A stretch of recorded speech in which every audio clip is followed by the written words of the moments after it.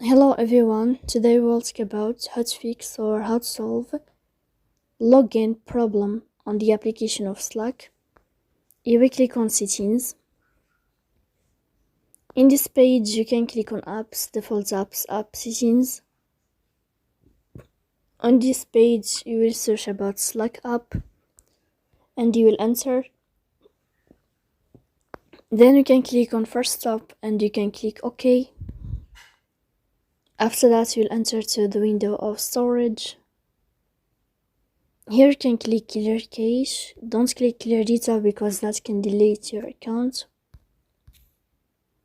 In the end you can go to this airplane mode you can turn on, and then you can turn off your airplane mode again. So please don't forget to support us by like and subscribe. See you next time in another video, and thank you for your attention.